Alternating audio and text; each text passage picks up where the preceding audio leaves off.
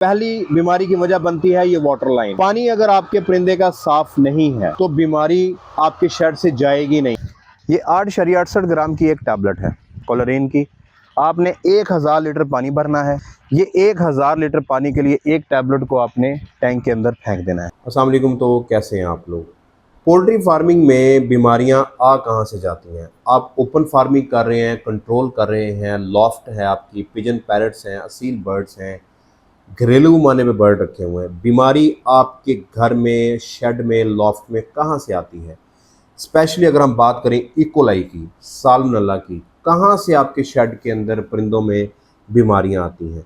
क्या वजह हो सकती है? आज की वीडियो में हम डिस्कस करने जा रहे हैं और मैं आपको लेके जा रहा हूँ एक शेड के ऊपर, आपको समझाने के लिए कि आपके फार्म के अंदर बीमारी फैलाने का सबसे बड़ा सबब क्या है। तो चलते हैं।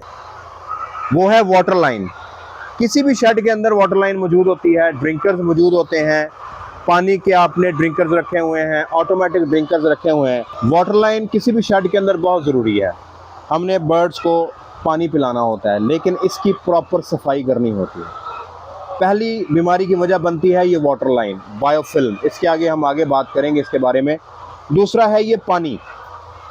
पानी अगर आपके परिंदे का साफ़ नहीं है तो बीमारी आपके शेड से जाएगी नहीं। सबसे पहले इकोलाई का मसला बनेगा, फिर आपके शेड के अंदर साल्मोनेला का मसला बनेगा, माइकोप्लाज्मा का मसला बनेगा।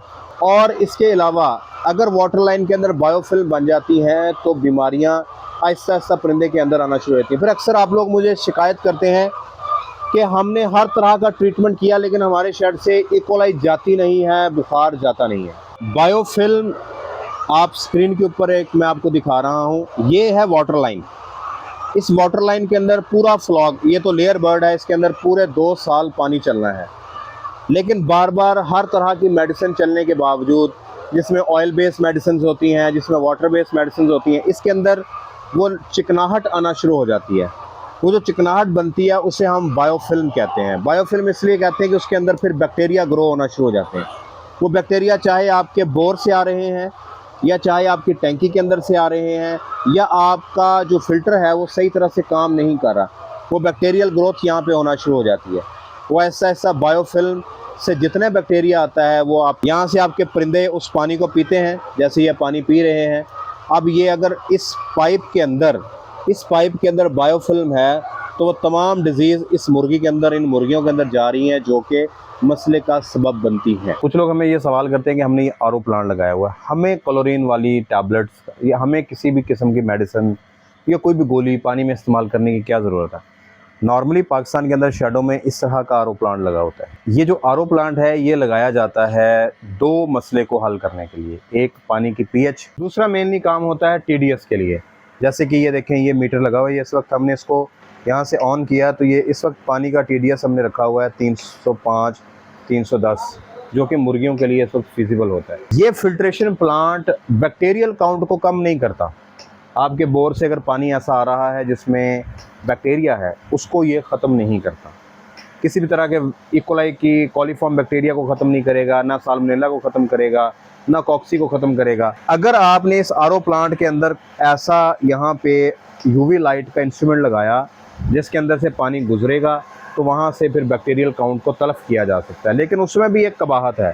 पानी यहाँ से तो आप साफ़ करके वहाँ भेज देंगे, लेकिन रास्ते में अगर ड्रेनेज वाला जो आपका पाइप पानी लेके जा रहा है वो आलूदा है, या अगर पानी की बायोफिल्म बनी हुई है शेड के अंदर, या टैंकियाँ साफ़ नहीं है, तो पानी फिर से गंदा हो जाता है। चलें जी, मसले आपको बता दिए हैं। अब हल क्या है? पानी को किस तरह से साफ़ करना है? मैंने कह दिया आरओ प्लांट भी कामयाब नहीं है, आप मेडिकेशन चलाते हैं वो भी कामयाब नहीं है, आप अच्छा बोर करवा लें वो भी कामयाब नहीं है। आपने टेस्ट करवा लिया, आपके कॉलीफॉर्म बैक्टीरिया ज़ीरो आ रहे हैं, लेकिन फिर भी आपके बर्ड में इकोलाई का मसला आ रहा है, तो फिर ये टैंकियों का मसला हो सकता है, ठीक है, पाइप का मसला हो सकता है, बायोफिल्म का मसला हो सकता है। तो क्या हल है इस मसले का? इस मसले का हल है एक गोली, 8.68 ग्राम, 8.68 ग्राम्स की गोली, जो कि क्लोरीन की टैबलेट है। पूरी दुनिया में इस्तेमाल की जाती है, सिर्फ कंट्रोल शेड्स में नहीं बल्कि लोग इसको पीने के पानी को साफ़ करने के लिए, स्विमिंग पूल के पानी को साफ़ करने के लिए इस्तेमाल करते हैं। आयरलैंड से इम्पोर्टेड है। WHO, यूनिसेफ जैसे अदारे भी इसको रिकमेंड करते हैं। मैं बात कर रहा हूँ एक्वा टैब्स की।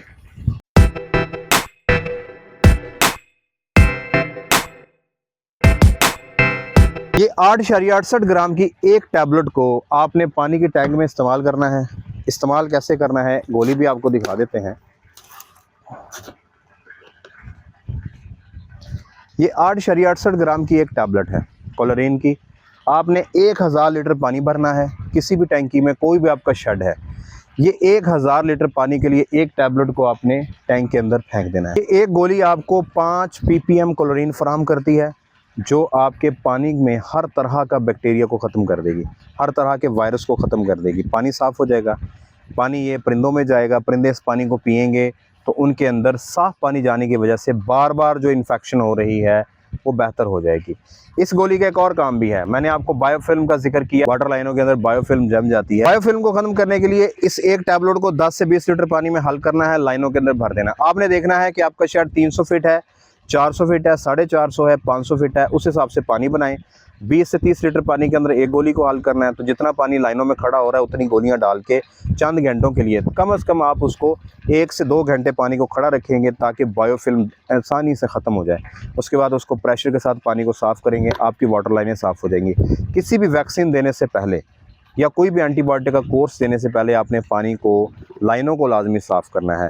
और इसे किसी भी तरह की मेडिसिन के साथ इस्तेमाल किया जा सकता है। कॉन्टैक्ट टाइम उसका बहुत कम है, आप पानी में डालेंगे 10-15 मिनट के अंदर आपका पानी चूज़े के पीने के काबिल हो जाएगा। उसके बाद आप कोई भी चीज़ इसमें डाल सकते हैं। बस आपने उस दिन इस्तेमाल नहीं करना जिस दिन आप अपने बर्ड को लाइव वैक्सीन दे रहे हैं।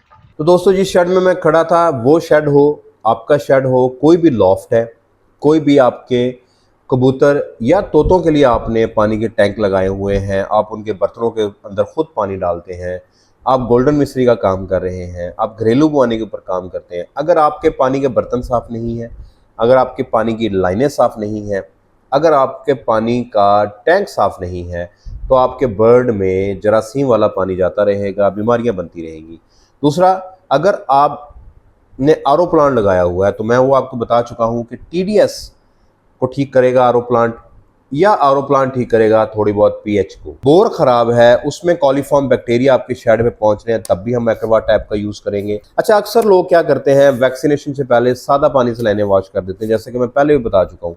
तो अगर आप एक्वा टैप्स का इस्तेमाल करेंगे, पानी को अंदर घंटे डेढ़ तक आप उसको खड़ा रखेंगे, बायोफिल्म अच्छे से रिमूव हो जाएगी, बैक्टीरिया अच्छे से रिमूव हो जाएगा, किसी भी तरह का वायरस है अच्छे से रिमूव हो जाएगा। अल्टीमेटली आपके बर्ड को साफ पानी पीने को मिलेगा। तरीका इस्तेमाल मैं आपको बता चुका हूँ, कैसे इस्तेमाल करना है, डेली बेसिस पे कैसे इस्तेमाल करना है, सिर्फ वैक्सीन के टाइम पे इस्तेमाल नहीं करना, और आपने इसको लाइनें साफ़ करने के लिए कैसे इस्तेमाल करना है।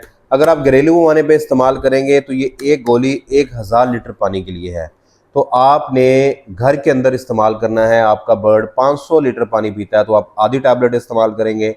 अगर आपका पानी 200 लीटर पानी पीता है, 250 पीता है, तो आप चौथा हिस्सा इस्तेमाल करेंगे। बड़ी आसानी से टैबलेट को तोड़ा जा सकता है। आपने यूं करके बॉक्स खोलना है, इसके अंदर से ये एक टैबलेट निकालनी है, इसको आपने आसानी से 4 हिस्सों में, 5 हिस्सों में डिवाइड करके अपने पानी के अंदर इस्तेमाल करना है।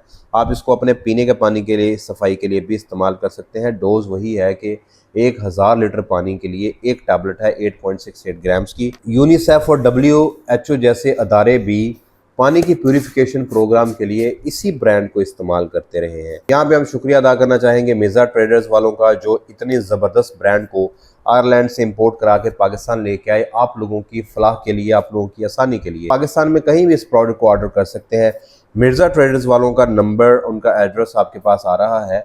आप किसी भी गाँव के अंदर हैं, शहर में हैं, आप कहीं भी हैं, आपको बजरिया पोस्ट ऑफिस, TCS डाक, या आपको किसी भी तरह की कार्गो सर्विस के ज़रिए ये आपके घर तक पहुंचाई जा सकती है। आपने अपने पोल्ट्री फार्म से मैक्सिमम पोटेंशियल लेना है तो अपने पानी की सफाई को रखें।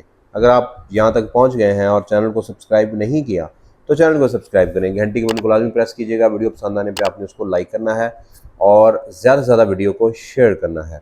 किसी भी तरह की कंसल्टेशन के लिए यहाँ पे नंबर आ रहा है PR मैनेजर का, उससे रब्ता करेंगे, आप उनसे रब्ता करेंगे। अगर आप मेरा कोर्स लेना चाह रहे हैं मास्टर ब्रॉयलर फार्मिंग, तो उसके लिए आप ये QR कोड स्कैन करेंगे। और अगर आप एक्वा टैप्स को परचेज़ करना चाहते हैं तो मिर्ज़ा ट्रेडर्स से रब्ता कर लें। दुआ में याद रखिएगा। अगली वीडियो तक के लिए अल्लाह हाफ़िज़।